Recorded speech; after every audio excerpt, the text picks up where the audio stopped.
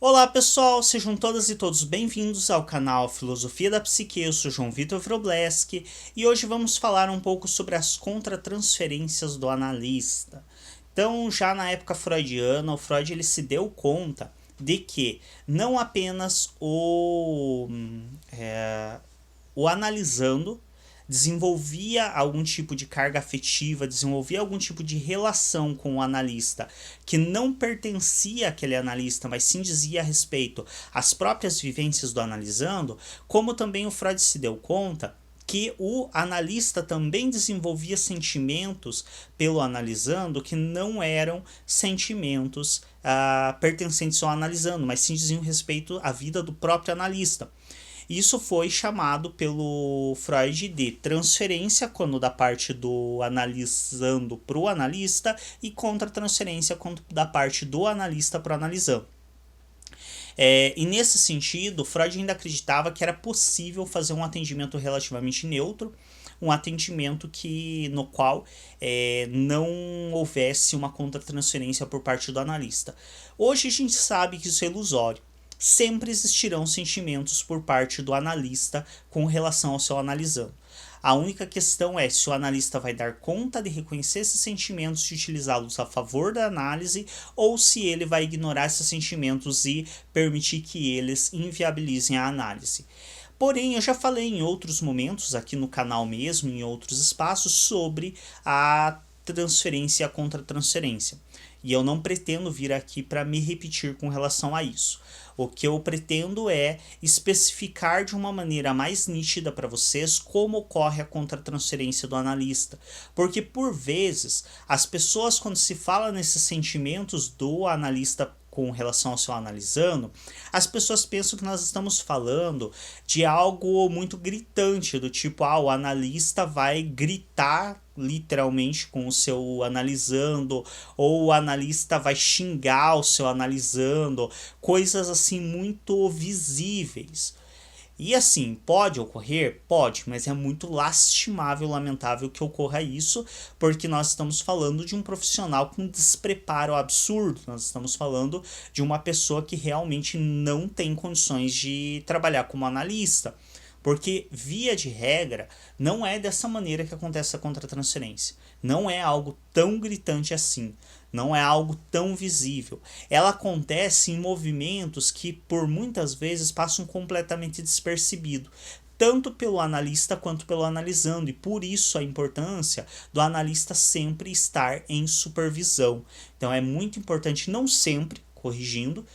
Claro que existem momentos em que o analista não precisa de supervisão, mas é sempre importante que ele tenha passado pela supervisão, principalmente quando um caso começa a ficar muito parado, quando um caso não anda, quando um paciente não está trazendo conteúdos. Isso pode ser efeito da contratransferência do analista. Então é muito importante que o analista tanto escreva relatórios para reconhecer as suas contratransferências na escrita do relatório, quanto também passe pelo processo de supervisão clínica.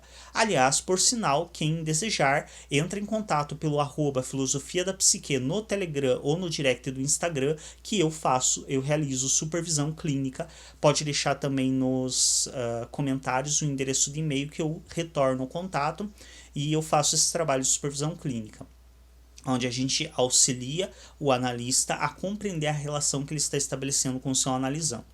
E nessa relação podem ocorrer contratransferências por parte da vida emocional do analista.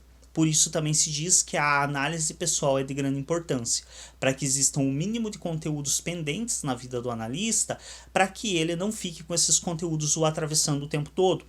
E quais seriam esses conteúdos? Então, às vezes pode acontecer, por exemplo, de um analista estar seguindo no seu trabalho e o seu analisando cometer um ato falho evidente com relação à mãe do analisando.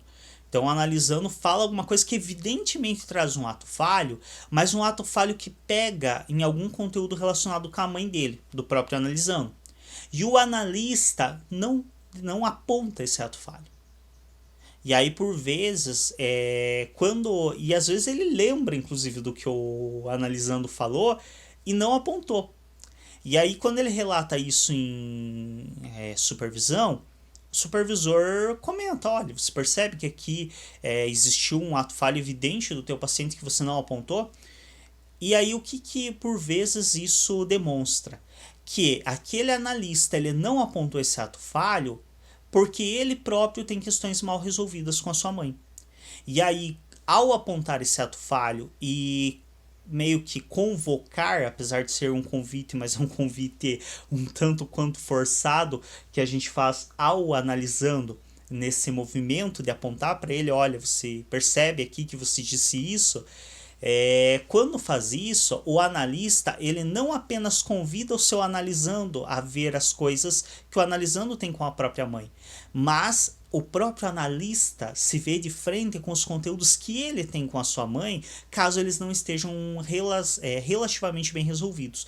Lembremos, não existe ninguém plenamente analisado, não existe ninguém totalmente resolvido com seus conteúdos, mas existem pessoas que estão minimamente mais estáveis com o que sentem, com o que pensam e com a forma como se relacionam com eles próprios e com o mundo. E essas pessoas mais estáveis, elas tendem a ter menos dificuldades com esses atravessamentos. Então, esse tipo de atravessamento, ele acontece porque o sujeito não está bem resolvido com seus conteúdos ou não está minimamente estável com esses conteúdos. E por isso ele evita tocar em um assunto que pega nele próprio. Então, quando acontece isso, é evidente que esse analista ele teve uma contratransferência. Porém, ele talvez não reconheça de imediato e ele precise do auxílio tanto da escrita de relatório quanto de uma supervisão clínica. E é indispensável que ele trate as suas questões emocionais na sua terapia pessoal, porque caso contrário, ele vai continuar tendo atravessamentos, ele vai deixar passar vários conteúdos do seu analisando, porque ele próprio não está disposto a se ver com seus conteúdos, e quando ele joga o conteúdo de volta para analisando, ele também se haver de frente com esse conteúdo. Então isso é uma das formas que pode se manifestar contra a transferência. Qual que é a outra forma? Por exemplo, se você atende uma criança. Digamos que você está fazendo uma análise de uma criança e houve uma contratransferência forte com essa criança. É muito comum que crianças coloquem o analista na condição de pai e de mãe. Isso faz parte da transferência da criança. O que entra como contratransferência do analista? Quando esse analista aceita esse lugar, e não só perante o paciente, mas quando ele aceita esse lugar e ele tenta exercer esse lugar em momentos que não é de análise e que não cabe exercer esse lugar. Então, por exemplo, esse analista ele se reúne com os cuidadores dessa criança para discutir a respeito de métodos, questões pedagógicas, coisas que podem ser feitas para favorecer a vida dessa criança.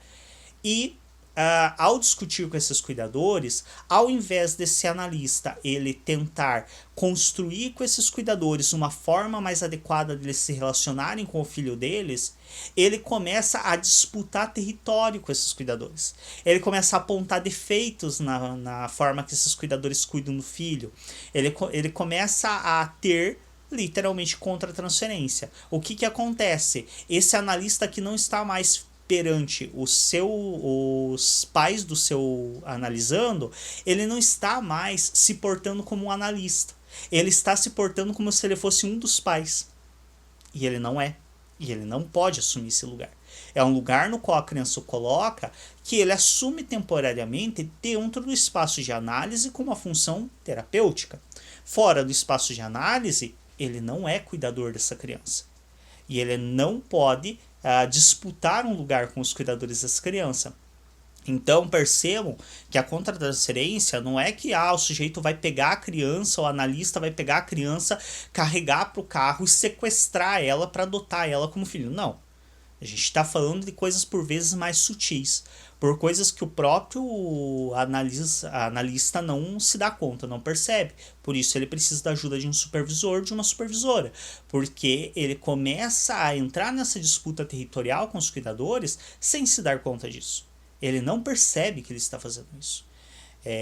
Ou outras formas, por exemplo, que podem acontecer de contratransferência, é o analista começar a chegar atrasado para o atendimento de um paciente específico. Se ele chega atrasado para o atendimento de vários pacientes, aí não é problema contra a transferência, é problema de falta de ética. Agora, se o sujeito, só um paciente, o analista chega atrasado, alguns minutos, sendo que todos os outros pacientes ele chega na hora. E não é que ele chega uma ou outra vez atrasado por um motivo específico, não, ele começa a chegar atrasado sem grandes motivos. Isso demonstra também uma forma de contratransferência, demonstra que esse analista não está muito desejoso e disposto a se deparar com esse analisando.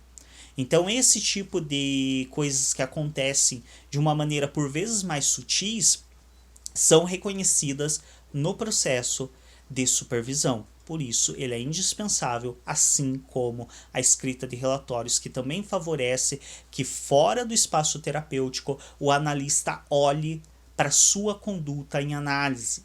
Então, no espaço de análise, o analista está olhando para o seu analisando. No espaço de escrita de relatório, o analista está olhando para si mesmo, está olhando para a sua prática, para a forma como ele agiu com o seu analisando. É isso, obrigado pela atenção até aqui. Se não for inscrito ou inscrito no nosso canal, se inscreve. Lembrem-se de clicar em gostei, não custa nada para vocês, literalmente, não tem nenhum custo financeiro para vocês, mas para o trabalho do canal é de suma importância, porque quando vocês clicam em gostei, vocês fazem com que o nosso conteúdo seja recomendado em várias outras páginas das pessoas, e essas pessoas acabam acessando esse conteúdo. Então nós temos muito mais chance de sermos vistos quando você clica em gostei. Recomende, compartilhe com as pessoas que estudam psicanálise, que estudam psicologia, com pessoas que vocês sabem que podem se interessar por esse conteúdo, e até um próximo vídeo.